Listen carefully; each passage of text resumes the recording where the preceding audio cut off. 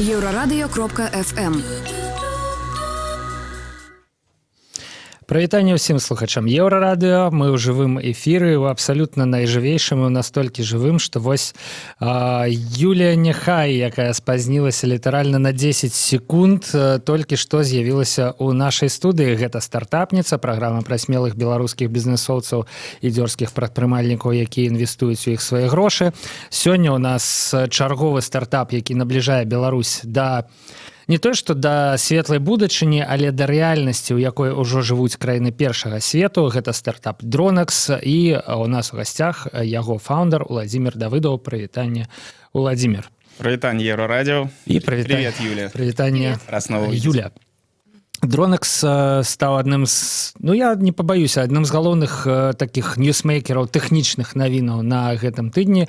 Кампанія абвясціла пра сумесны праект з аператарам дастаўкі ежы Menu.by, і гэта, да, вы ўсё правільна падумалі, дастаўка ежы дронамі. Можна піць гарбату, все нормально. Вось дастаўка ежы дронамі па Мінску. Уладзімір, я так разумею, што ўсё ж такі дроны могуць нашмат больш, чым проста дастаўка ежы. Чаму вы вось такой першы, я не ведаю, вялікі публічны праект робіцца менавіта ў гэтым рэчышчы з Menu.by? Мы много очень направлений изначально рассматривали для доставки. Вообще, когда эта идея мне первый раз пришла, в 7-м или 8-м году у нас была туристическая компания, у нее была своя служба доставки. И с курьерами, тайскими курьерами, которых мы нанимали, было множество проблем. И тогда у меня появился один из первых дронов, который вот уже похож, имеет облик современных. И возникла такая идея, сначала как такая полушуточная, потом я как-то сел и просто написал бизнес-план и понял, что это можно сделать. И мы разрабатывали систему доставки. И первая мысль была товар из интернет-магазинов. Но когда уже углубились в эту тему, поняли, что с точки зрения фактора оперативности, еда, наверное, и с точки зрения размера рынка, кстати, еда один из таких продуктов, для которых дроны действительно могут привнести дополнительную добавочную стоимость. Ну, как с точки зрения белорусского рынка и востребованности? Прабачце, можна я толькі перад гэтым пытаннем паправлю? Гэта было ў 7-м ці ў 17-м годзе? 7-м.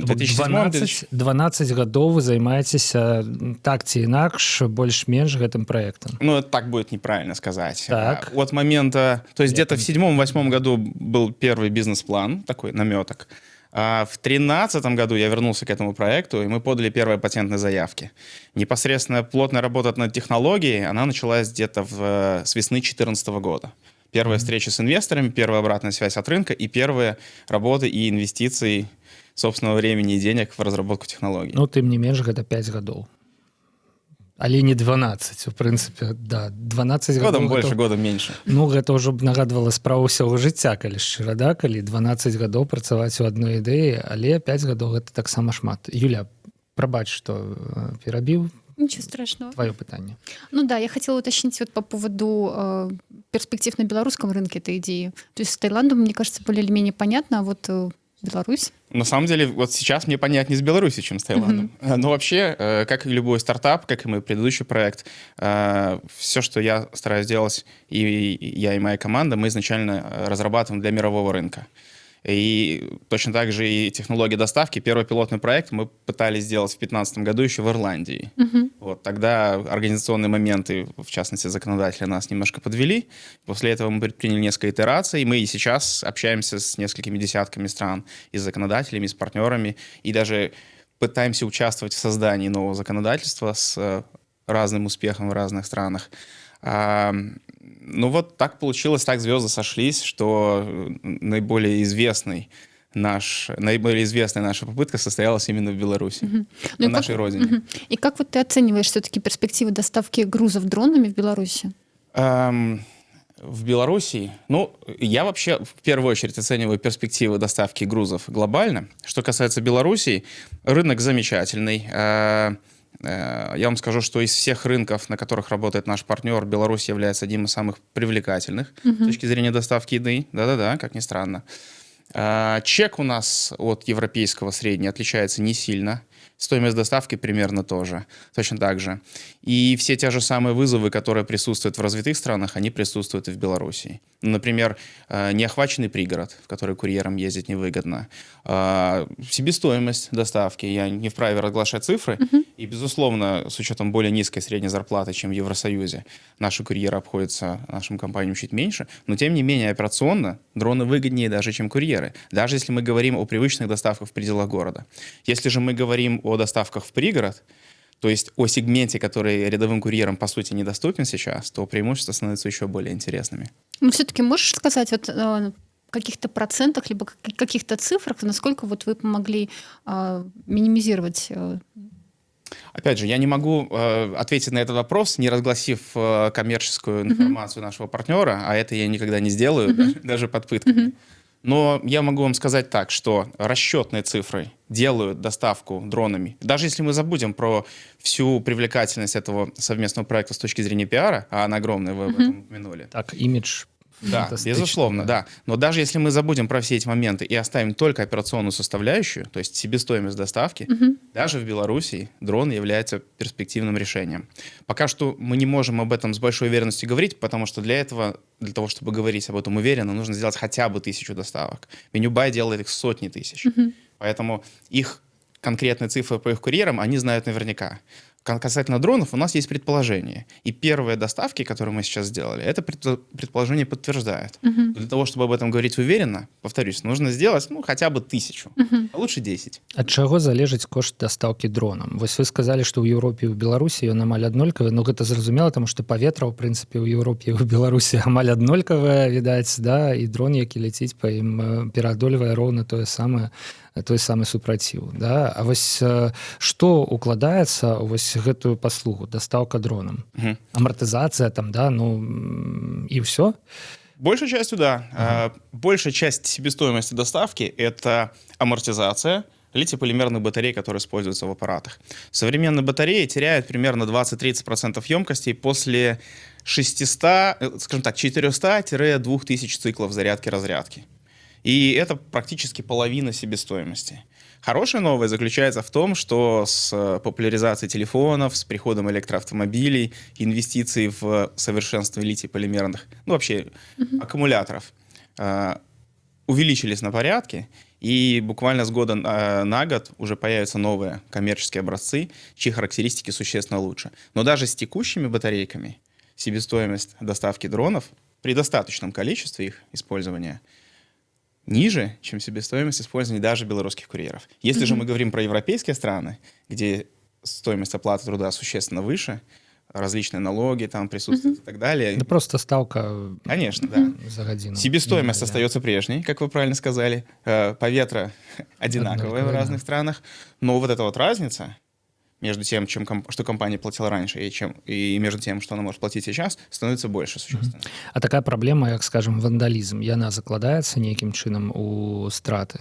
Бо, напрыклад, не дроны, але той же самы калабайк, самакаты, да? Самакаты, ровары, вось гэты грамадскі пракат, да? Яны сутыкнуліся з праблемамі, якія мы ўсе ў прынцыпе памятаем, да? Ровары на дрэвах, свіслачы і гэтак далей. Што вы на гэты конт скажаце? Ці дрон не так проста дастаць? Совершенно верно. Але пры жаданні, мне здаецца, наш чалавек беларускі можа ўсё што заўгодна. Ну вот веревочка есть там. Будет даже интересно не очень умный посмотреть. Человек начнет Про проблемы дергать. самокатов мы действительно очень хорошо знаем. Мы половину времени в последние 2 года провели в Эстонии, дружим там с одной компанией, которая недавно их внедряла. Они, в отличие от других рыночных игроков, очень открыты касательно своих данных, поэтому все об этом мы знаем. Действительно, с дронами ситуация попроще. Мы разработали цикл доставки таким образом, чтобы дрон никогда не входил в пространство, где возможен контакт с человеком. То есть человеку оказаться ближе, чем на 10 метров к нашему дрону, проблематично. При всех формах выгрузки, что в предоставке в частный сектор, что и при доставке в квартиры, которую, я надеюсь, мы в ближайшее время продемонстрируем. Что касается, то есть дрон прилетает, сам выгружает груз, сам улетает. Безусловно, мы подумали о вариантах, если кто-то поймает его за веревочку или он случайно за нее зацепится, но здесь реализован очень простой механизм, дрон просто ее отрезает. Себестоимость крючка 5 центов, себестоимость тросика, который, поверьте, на борту находится с большим запасом, еще меньше. Поэтому так просто наш дрон стащить нельзя. Есть, конечно, более высокотехнологические варианты. Да, можна угнаць дрон з дапамогай такого спецыяльнага ружжа.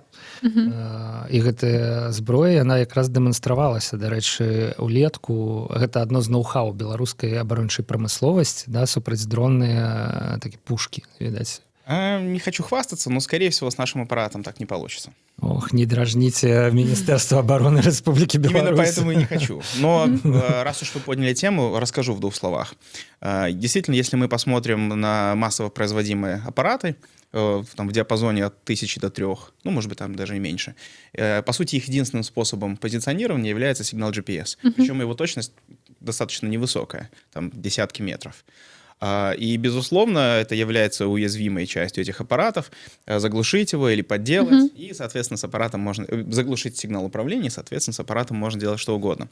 Наш аппарат использует множественные системы позиционирования, и GPS всего лишь один из них. Отключение GPS само по себе не приведет к неуправляемости аппарата.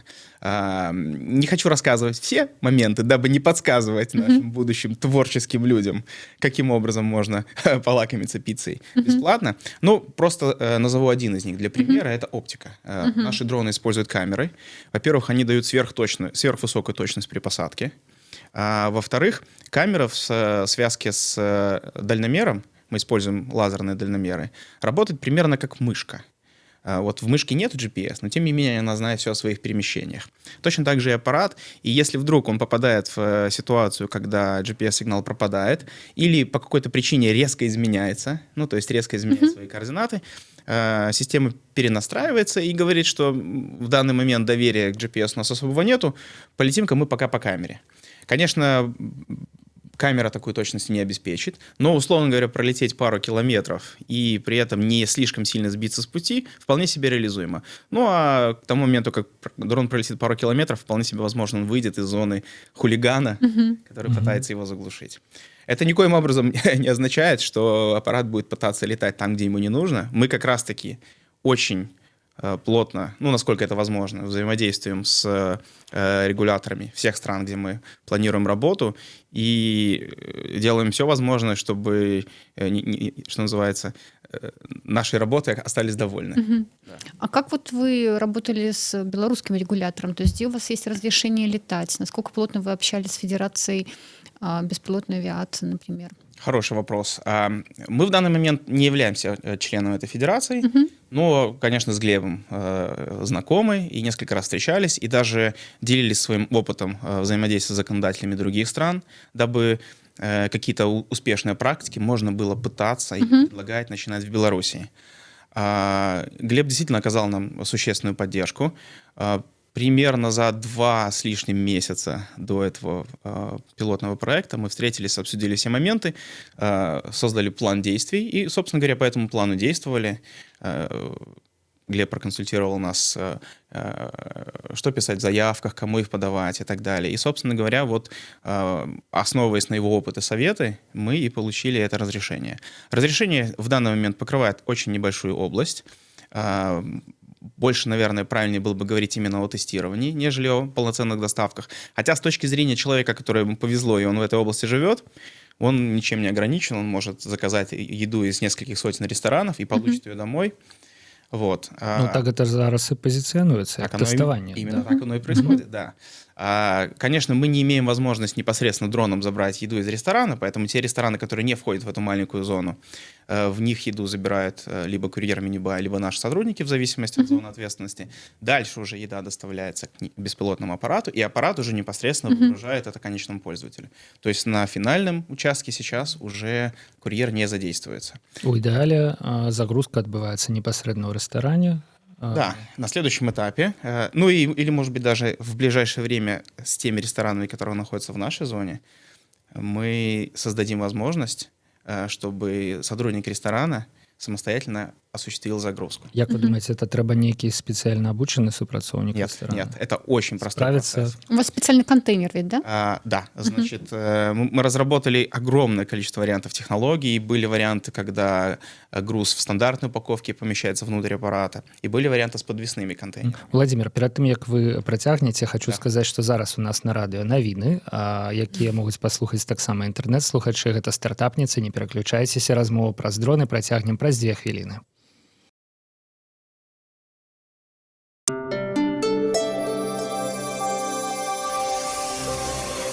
Єврорадіо. Новини – наша справа.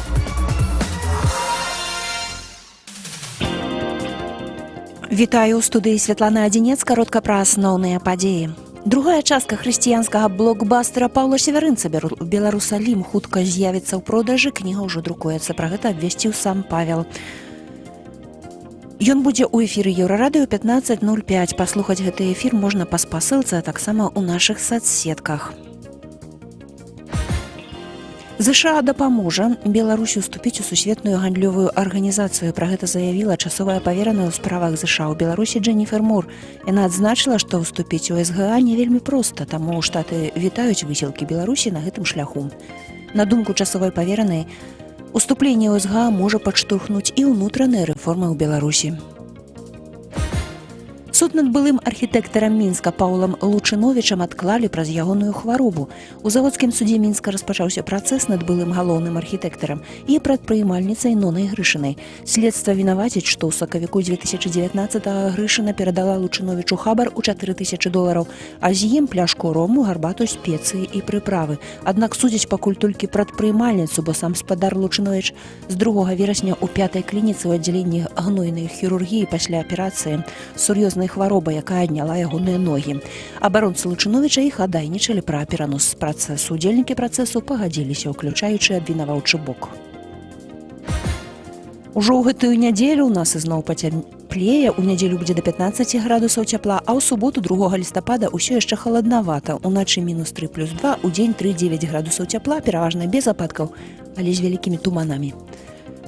Святлана Адзінец, служба інфармацыі Еўрарадыё.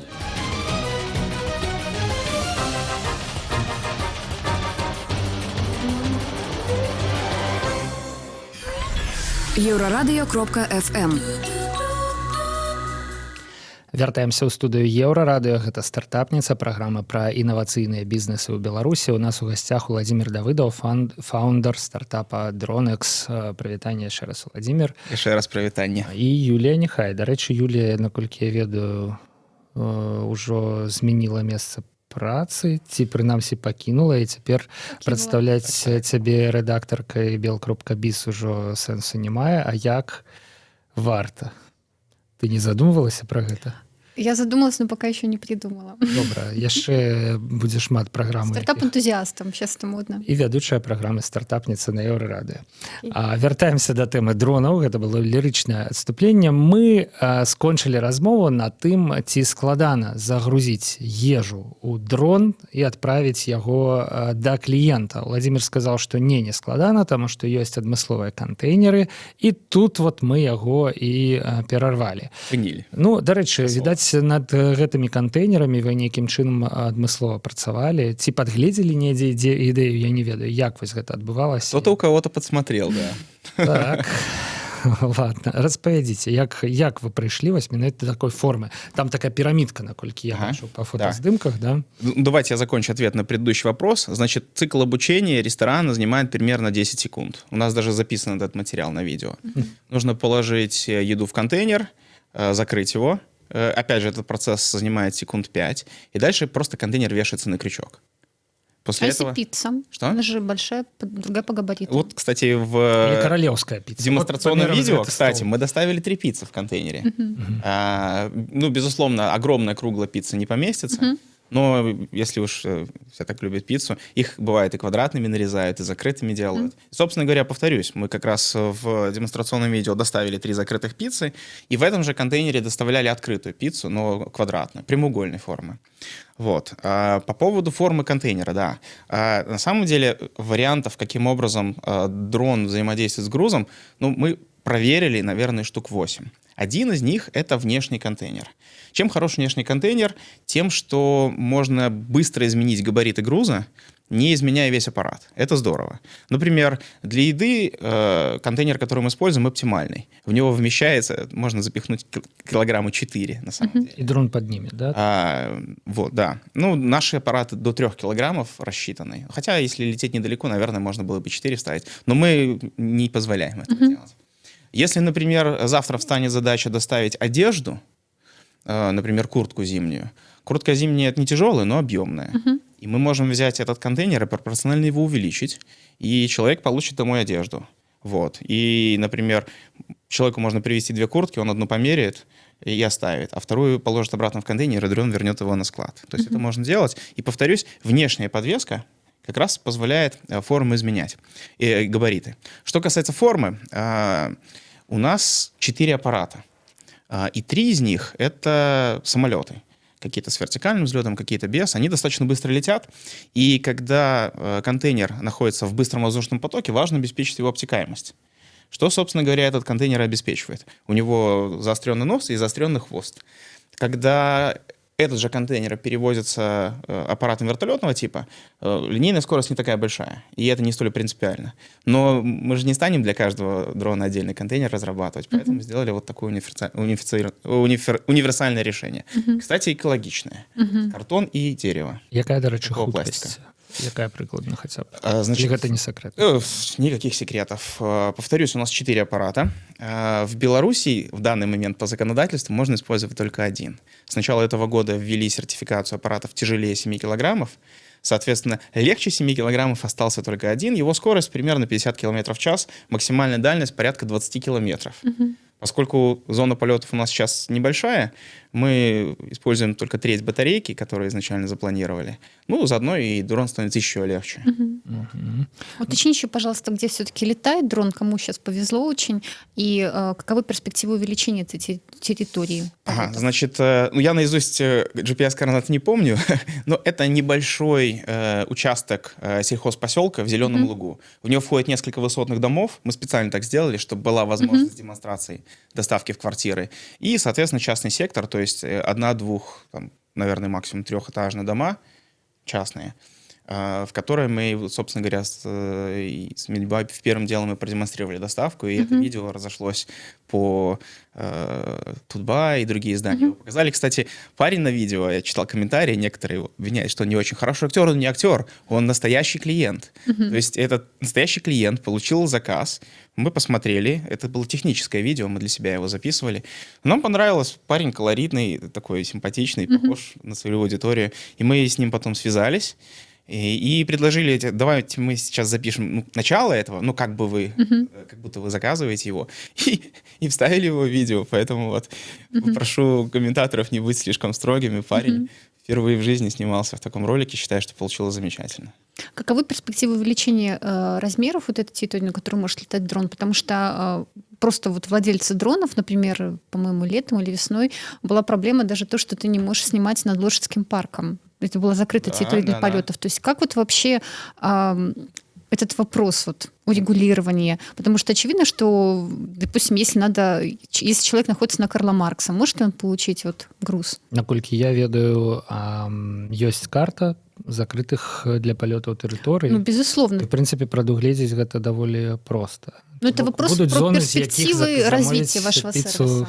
Раз уж мы все про пиццу, да, будет немагчыма. Так? Краткий ответ на ваш вопрос. Перспективы целиком и полностью зависит от законодателей. То, что мы не летаем над запретными зонами, это, к сожалению, еще не все. Даже если мы летаем в открытой зоне, коей, кстати, является зона наших тестовых полетов, мы все равно должны получать разрешение. Министерство обороны должно дать разрешение. То есть выделить окно и сказать, что вот в эти промежутки времени вы имеете право летать. Особенно это касается аппаратов, которые используют камеру, потому что на аэрофотосъемку и на использование этих материалов нужно еще отдельное разрешение. Вот. Мы решили действовать последовательно. Мы выбрали маленькую территорию. Покажем, что все замечательно работает и люди довольны. И, основываясь на этом опыте, попросим о разрешении этой зоны. Если нам эту зону расширит, мы с удовольствием будем обслуживать и большую часть Минска, потому что, на самом деле, закрытых территорий не так много.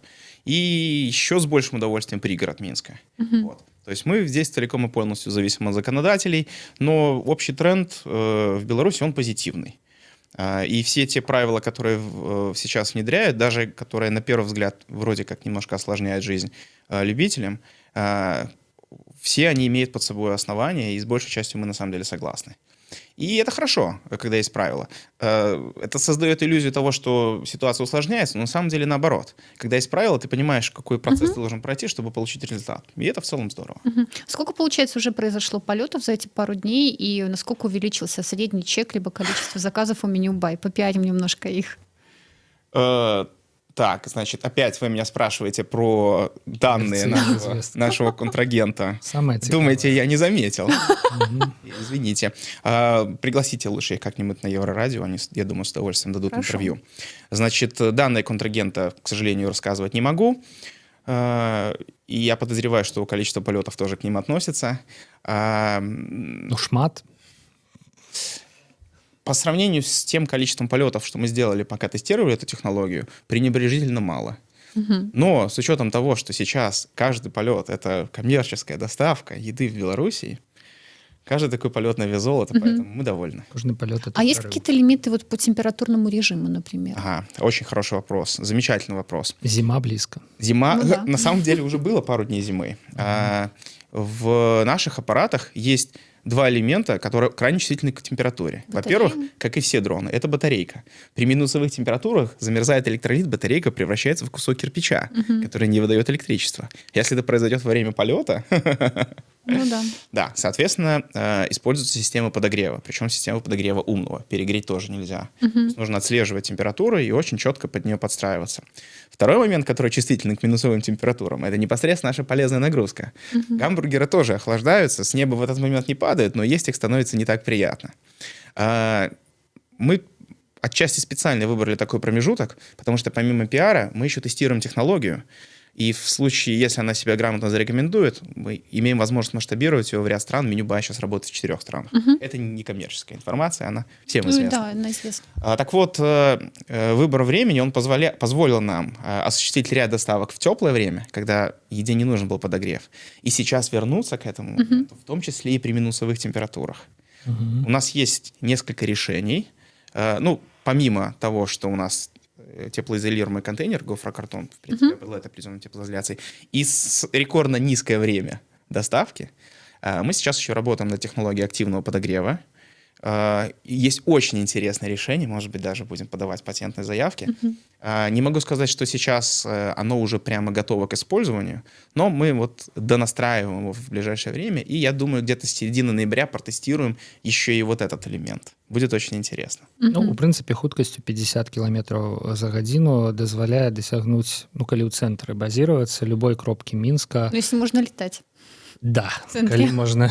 Не, ну, там няма такого кола, за якой зон. ты не вылеціш. Ты Да. мусіш абмінаць закрытыя зоны, Да-да-да. але тым не менш, там крукі невялікія. У прынцыпе, хвілінаў за 20 можна ў любой кропкі Мінска апынуцца, але тут пытанне... Ну, то бок за 20 хвілінаў, мне здаецца, піца ў тэрмаізаляцыйным кантэйнеры не застывае. Так што гэта пытанне вырашаецца больш-менш. У мяне іншае пытанне. Вось вы сказалі, што дрон да чалавека не падлетае на адлегласць у 10 метраў. Да? Так, да. а да таго, хто замаўляе гэтую ежу, ён з ім непасрэдна кантактуе ўсё ж таки? Нет. Если вы посмотрите видео, которое мы выложили, вот, в частности, на Тутбае, ситуация выглядела следующим образом. Дрон прилетел, на высоте 10 метров завис, на тросе спустил груз, отцепил его сам, без участия человека, и улетел. И уже после того, как дрон улетел, человек подходит, спокойно берет контейнер. Але тут была такая сітуацыя, што это ўсё адбывалася на вачах у кліента. Як гэта пракантраляваць? Ці ёсць кліент зараз побач з тым месцам, куды была замоўленая дастаўка? Тут вось магчыма, што на зямлі груз сустрэне нехта іншы. Ці некія ёсць рашэнні для этого? Ну, безусловно, технически такие возможности есть. И сейчас мы этого, конечно, не делаем. Ну, в нашем случае ситуация решается очень просто. Человек оповещается, через минуту груз уже на месте. То есть, соответственно, он в курсе процессов. Груз высаживается на частной территории. То есть каждый частный дом в нашей стране имеет забор. То есть если правонарушитель готов нарушить закон, перелезть забор ради того, чтобы украсть пиццу. Да. Конечно, частная территория. То есть дрон способен высадить груз на участок метр на метр. А што рабіць са шматкватэрнымі дамамі? Что будет с многоквартирными домами, я надеюсь, мы продемонстрируем в ближайшее время. Окей. Да.